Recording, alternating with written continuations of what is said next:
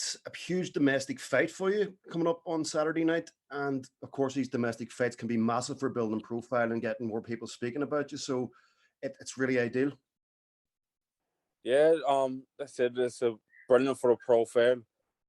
Generate interest with a greater boxing public. I'm well known in Irish boxing and Irish fight fans, but just to get my name out more in the UK and global as well with the zone. So it's a brilliant platform.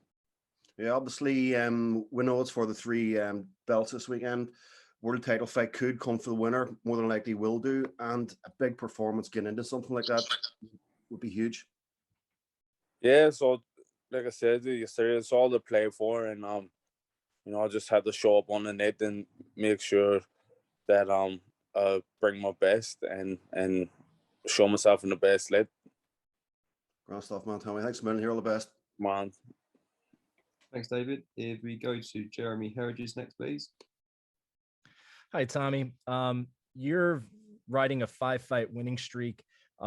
It's been that long since your last loss. What did you learn from your last defeat? It was just more, make sure everything in the background is tight. Going in that fight, a lot of things, in the background wasn't the way they should be. I didn't have a nutritionist on board. I didn't have strength conditioning. The coaching was kind of, it just wasn't tight. And that let me realize, even though I kind of knew, that you can't get by on talent alone. Like, you have to make sure all the boxes are ticked. So after that, that's what I did. And they said I'm on a 5-fight winning streak. Chris has a reputation of being a knockout puncher. I think he's got like a 76% KO rating, but he's never been 12 rounds before. Do you feel that the longer this fight goes, the more of an advantage you have? Yeah, well, I feel like all the advantages are in my favor anyway. Chris does have a big KO percentage, but you have to look at the opposition that he's been fighting.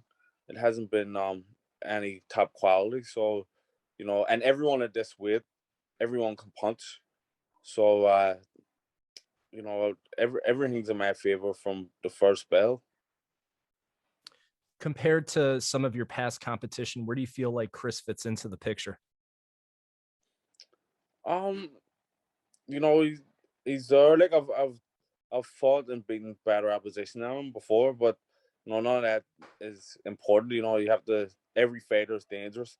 Like I said, especially at the cruiserweight, one punch can change everything. So I just need to stay focused on him and not compare him to anybody else. Thank you, Tommy, and best of luck. Thanks. Thanks, Jeremy. If you go to Jonathan Nagyoff next, please. Hey, Tommy, how you doing? How you doing?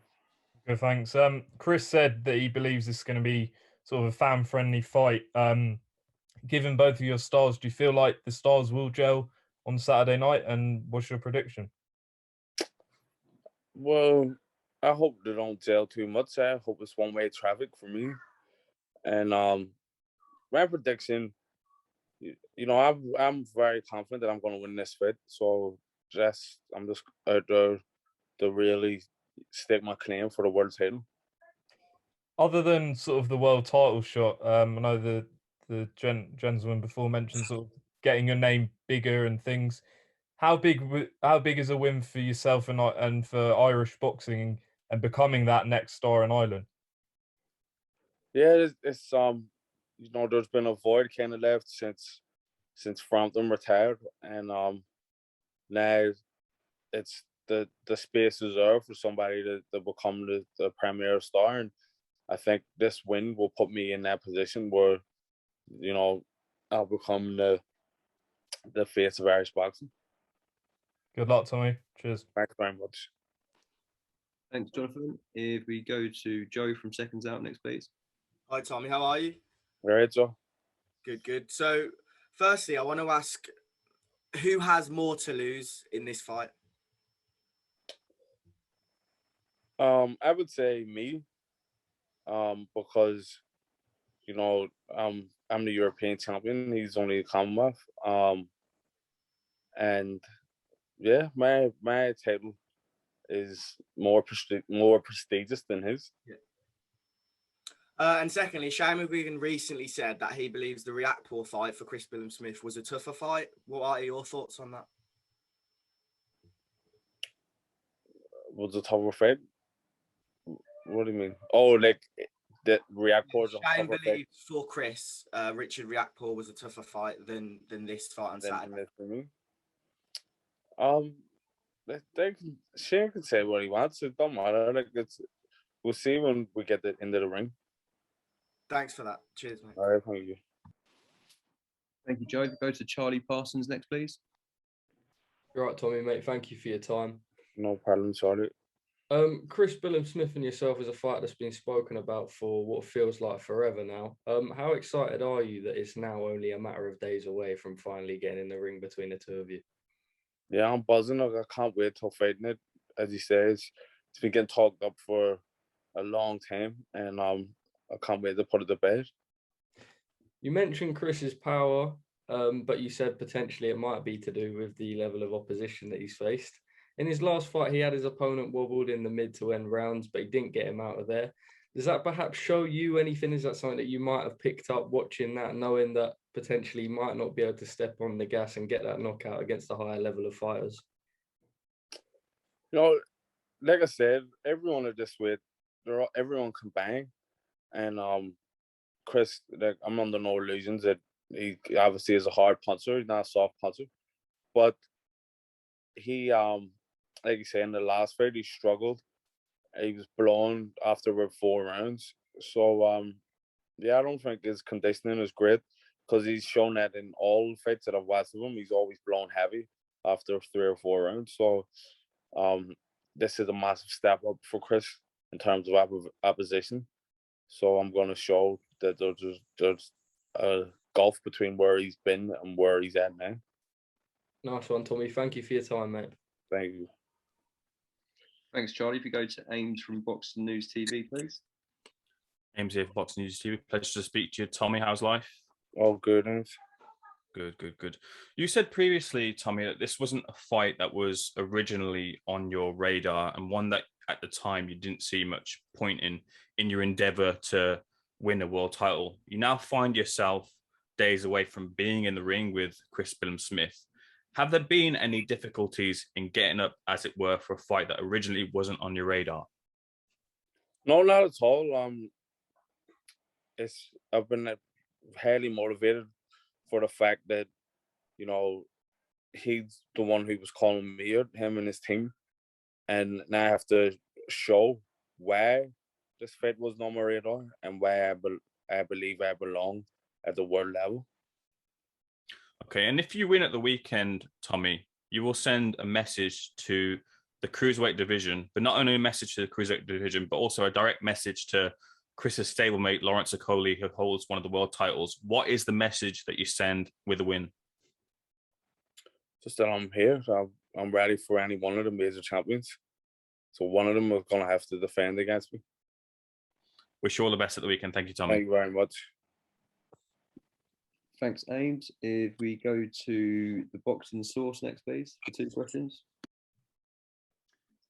Yeah, one question here for you, Tommy. Coming off your last fight where you're able to get a stoppage victory, how confident are you going into this fight against Chris Billam-Smith that you'll be able to match his power there after going off your stoppage victory? Yeah, like I'm a big puncher and always have been from my amateur days. I said it in another interview that the reason why my knockouts kind of aren't as high as what they should be. Like I'm 18-2. Like if my hand problems, with big punchers, you're always getting hand problems. So I've been nursing hand injuries through a lot of fights. If my hands would stay in shape, like I'd be 18 wins with 18 knockouts, and I'm not even bluffing about that. I'm a big puncher, so I think Chris Billam-Smith may be overlooking my punch power, but he's in for a shock. All right, thank you there, Tom. Thanks. Okay, if we go to Joel Green lastly. Hi Tommy, are you all right? Yes, what's happening as well? Yeah, all good, thanks, mate.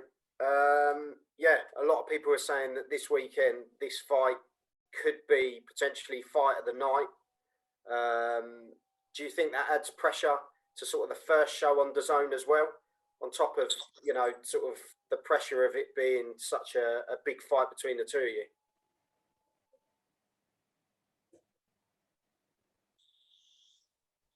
Sorry, you call it there. What are you saying? Does it have pressure? What everyone's saying? Nah, well, there's no pressure on me because, you know, this is the fight that Chris asked for. Him and his team are the one who's been pushing for it, so the pressure's on them. They have to come and show and prove why they wanted this fight. And I know that I'm far better than him. And so I'm just like, it's up to him to prove, to show why he's so confident taking this fight. And, you know, there's no pressure on me whatsoever. I'm very confident that I'm going to do the business.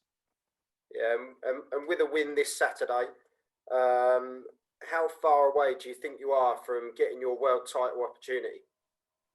I think there's just one win away Saturday night, and then that's it. Because you know I'm number 3 with the WBA, number 4 with the IBF, number 6 with the WBC. So you know a win here, there's no reason why I shouldn't get it cracking any of the major hits. No, thanks for your time, Tommy, and wish you all the best for Saturday, mate. Thanks very much. Take care. Yeah, see you. Thanks, Joel. Tommy, that concludes your media call, mate. Really appreciate your time as always. Thank you. Tomorrow.